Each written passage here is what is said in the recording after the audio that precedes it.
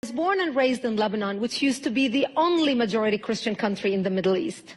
We were open-minded, we were fair, we were tolerant, we were multicultural. We prided ourselves in our multiculturalism. We had open border policy. We welcomed everyone to come to our country because we wanted to share with them the westernization which we had created in the heart of the Arabic world.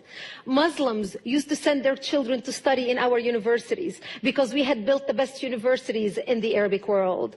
They graduated and worked in our economy because we had built the best economy in the Middle East, even though we did not have any oil. Beirut became Paris of the Middle East, the banking capital of the Middle East. In 1965, National Geographic magazine had on its front cover, Lebanon, Eden of the Middle East.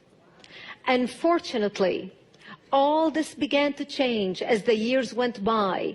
See, we got our independence in the early 40s. But by the 60s and 70s, the Christians had become the minority, and the Muslims had become the majority in Lebanon. And as the Islamic population grew in the country became less and less tolerant because they started pushing for more rights that were not compatible with our Judeo-Christian value system that we had created. And that's when the problems started.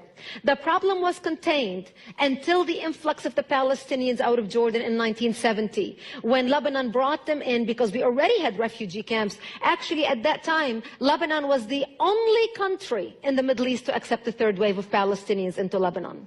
The majority of them were Muslims. They put their heads together with the Muslims in Lebanon and declared jihad on the Christians. What they wanted to do is create a base from which to fight Israel, kill the Jews, and throw them into the sea. Something they tried to do in Jordan. Yasser Arafat and the Palestinians tried to do in Jordan, but they failed because of the dictatorship of the king. Yet they were able to come to Lebanon, use our open-mindedness, our fairness, our tolerance, our multiculturalism, and our democracy to topple our democracy.